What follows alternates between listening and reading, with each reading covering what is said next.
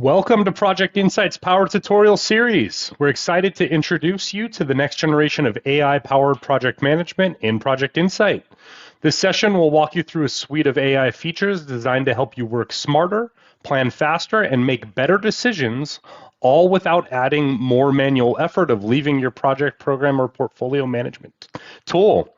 These AI enhancements are a major step forward in how project teams can manage work, anticipate change, and deliver results more effectively. As always, all participants will be on mute. Feel free to use chat as we go along if you have any questions. This recording will be accessible via the link that you've joined with. My name is Matthew Sparks. I'm the Director of Sales and Business Development here at Project Insight.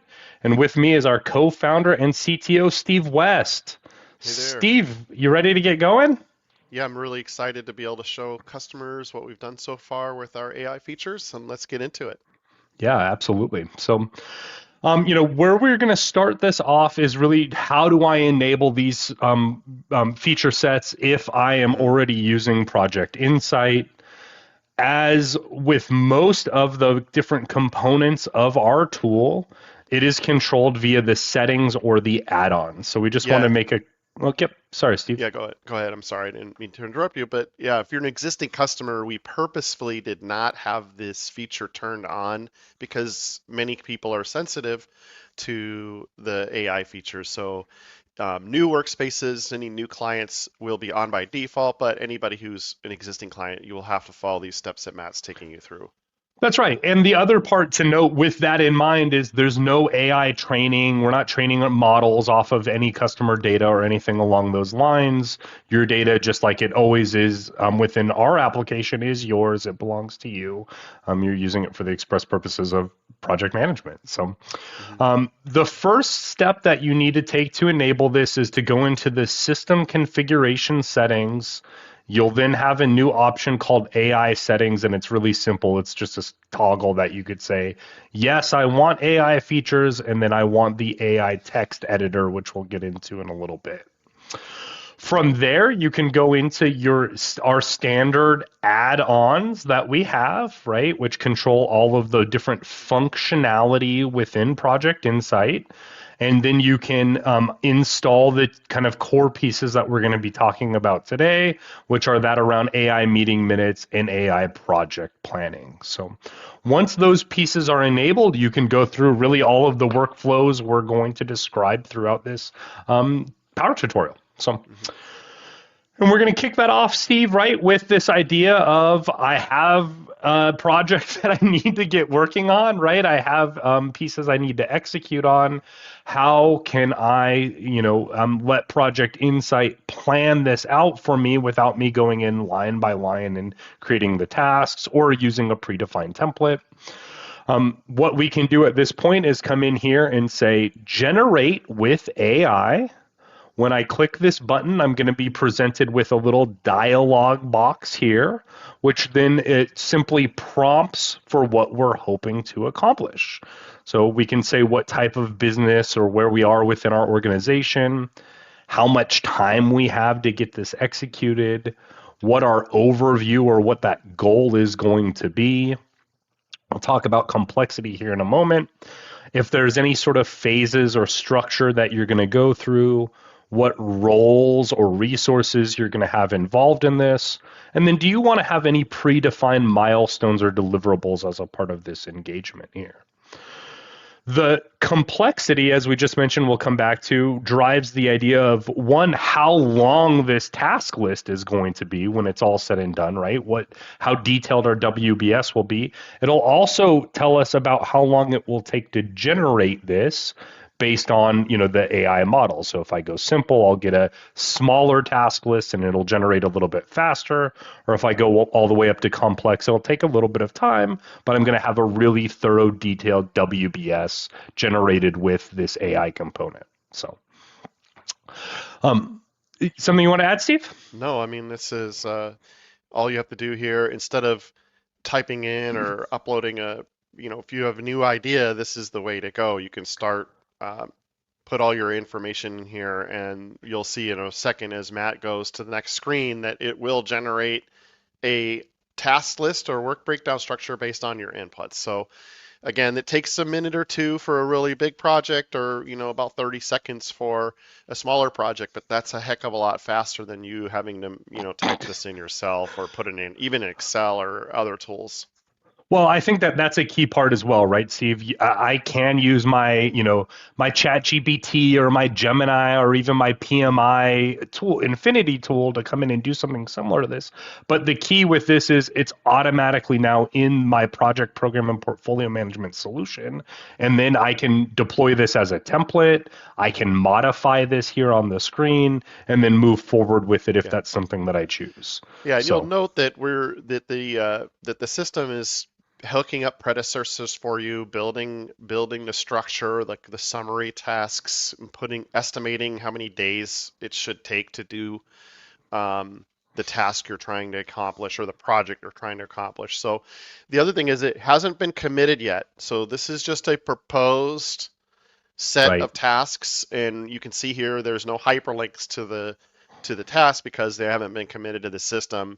It's really only in this what if I want to do this phase, so that we're calling this now. So this is a proposed work breakdown structure that you'll get from your idea.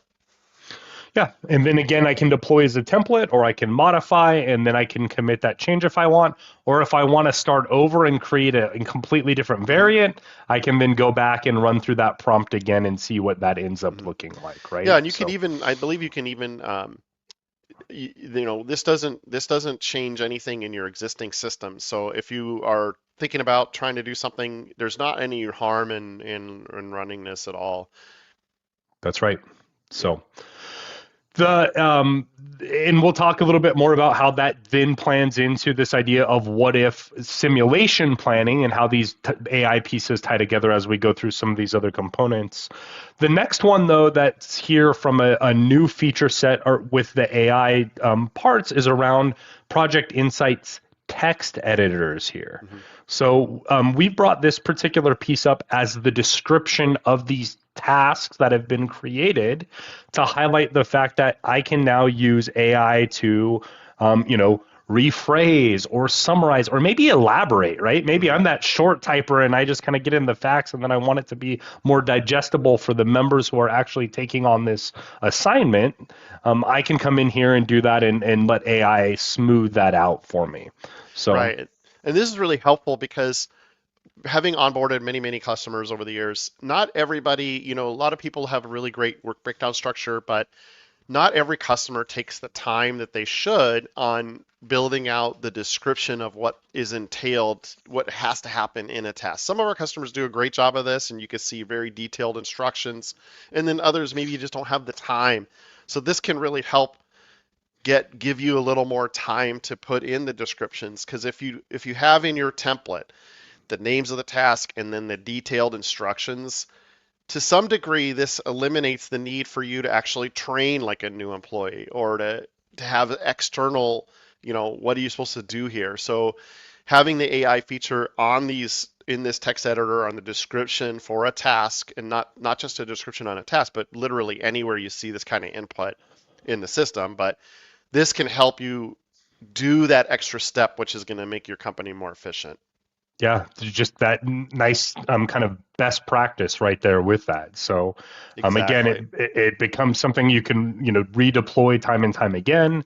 But as Steve just mentioned, this is something that I can have enabled on the description or really any other text box here.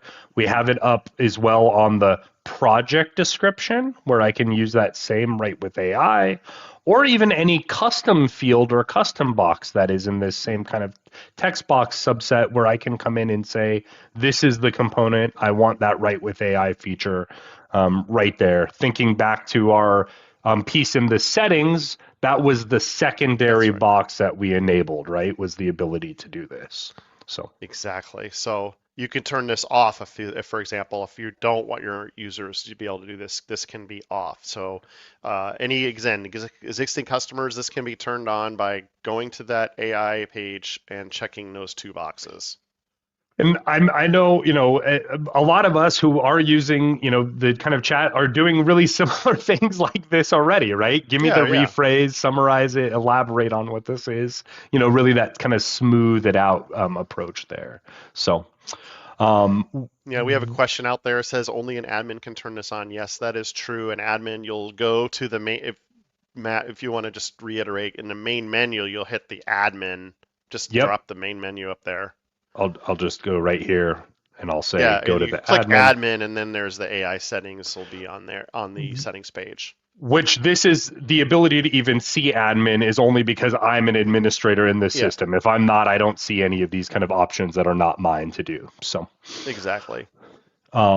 with that said, so we're going to transition and we're going to, go into our next piece here, which is around meeting minutes, the AI component within the Project Insight meeting minutes.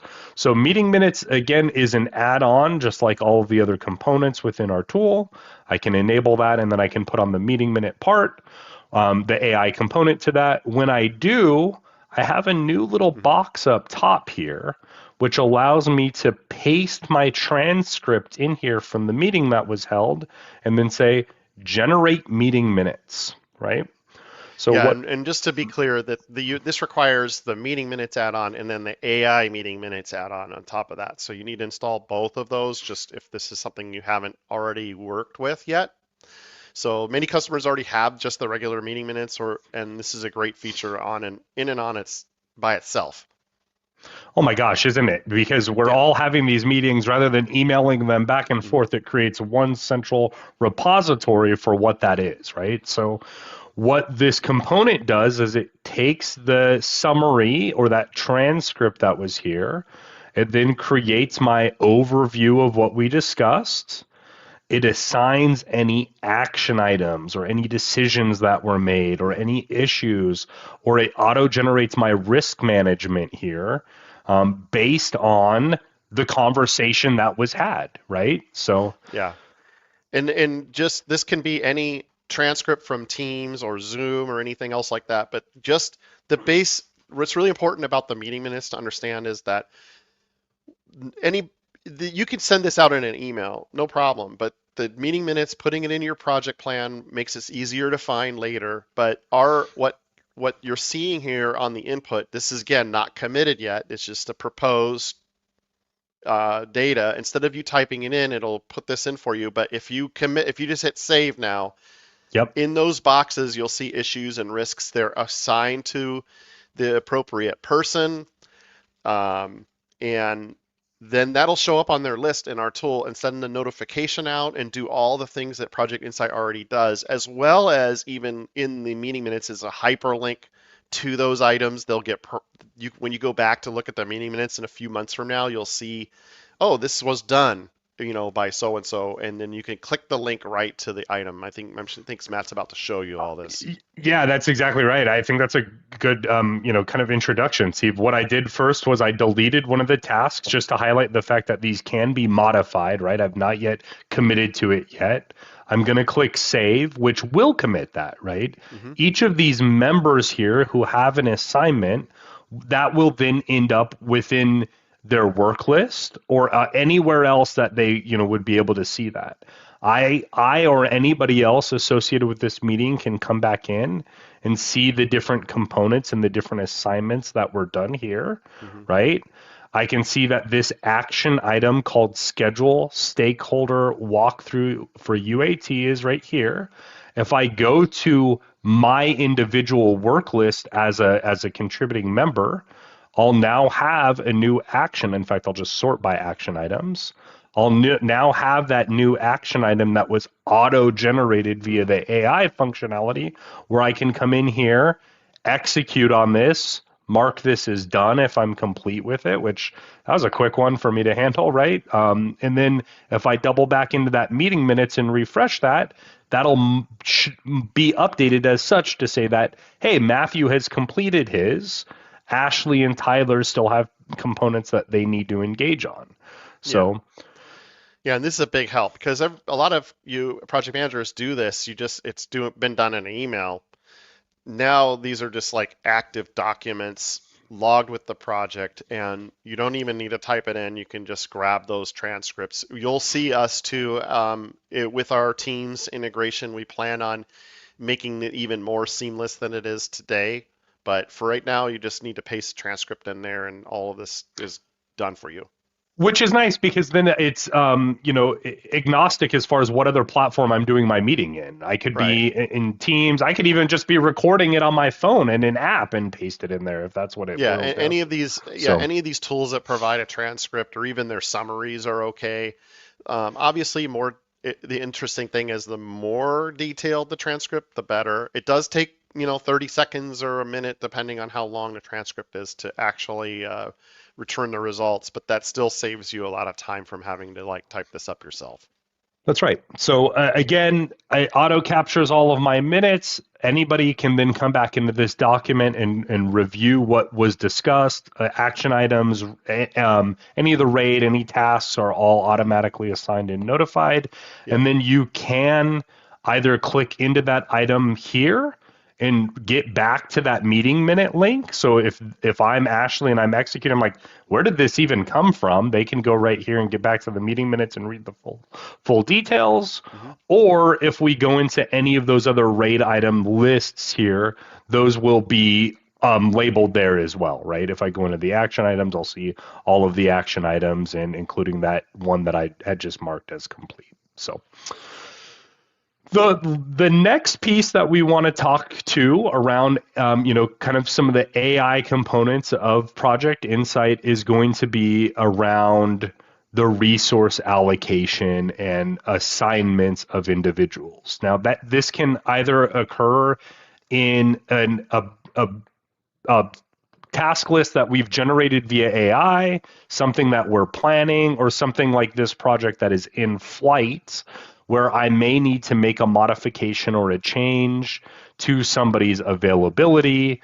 I can add in an extra bit of kind of hours or effort associated with the task. And when I go to save that, I'm presented with this, which is powered by this kind of algorithmic piece to say, "Whoa, slow down. Do you really want to over allocate Matthew? Put him at 222%, and maybe I don't. Right? I can either override or I can say, oh, okay, maybe not." Yeah. This is then where I can, drill that back down if I care to, or have Project Insights algorithm again find me another resource that has the skill set to complete this task, but has more availability to get it done as well, right? So I can then assign that other member.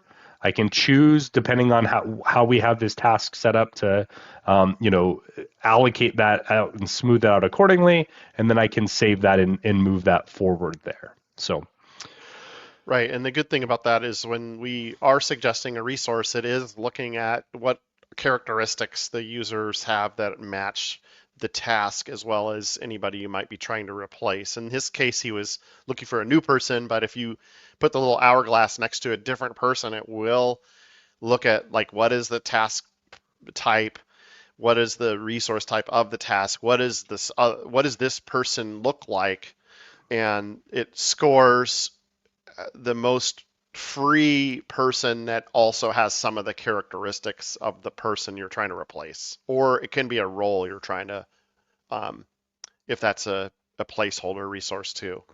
that's right. You come in here, select this, and then it goes through, and then it generates that out. So I can then make that assignment. And if I do, maybe I want somebody else, like Steve was mentioning, I can either click this again and suggest a new resource, or if I'm showing it during their capacity, I can suggest it right here all the same. Hmm. So Yeah, and all this is all tied together. So you're seeing, you know, the scheduling algorithm tied in with the person in all their projects in the whole system, not just this one, but all the projects. How busy are they across the whole system? That's tied into the budget in here, the hours and the capacity, and it's all connected. So all you really need to do to have this working in your tool is put in project plans that have some effort on them, meaning like some customers like to just start with task lists that don't have any effort, but you really do need to put in, like, even if you're just guessing roughly how many hours does it take someone to do a task, it's really important to put those hours in, and then you get all this right out of the box. And the capacity can be both the bottom up and the top down type. So I I think also to that point, Steve, when we have new customers that are coming on, or even ones that are expanding the way that they utilize, our application, we have automatic calculations where if I say this is going to take 5 days, I can put a specific amount of effort associated with that. So uh-huh. that way the team member doesn't actually even have to think about it, which then drives into those other Yeah. allocation components. Right, and So, we always get asked these other questions. It can be based on the person's personal work schedule, or it can be based on the company work schedule, like what the actual calculation of those days. I mean, this is like the types of things we've been doing this whole time. That the newer parts of what we're getting into here is like detecting if they're over allocated on the fly, doing what if we're about to go into in the moment to show you yep. like what if I add this new project, what if I change my project. So those are things that we're moving forward to with. That's right. So, to that point, getting into this idea of kind of where we started with the AI project plan and generating my tasks for me, I can then come into our simulation or what if planning, Mm-hmm. component. I can say, what if I brought in that generated project plan here? What's that going to do, to my team? Across the board. And I can run that simulation here without, again, actually committing to it, just saying, what Mm-hmm. if we were to bring this in from a resource allocation perspective? What's that going to do? Right. I don't have a lot of change associated with this particular one. Or I can run it on a portfolio allocation report and understand what the cost maybe might be on that. So Mm-hmm. you can either do the what if simulation on the granularity of me, the individual, or on the portfolio or different components. Here we have it grouped together by the priority of what each of these projects were. Yeah, So and I you can, can see that it actually raised the budget on this. He just showed you the capacity report where it's more about the hours, and then this one is more about the dollars. yep, And so that what's great about this, and I know we have another webinar on this that you can get really into the details. We'll share the link, but the cool thing is that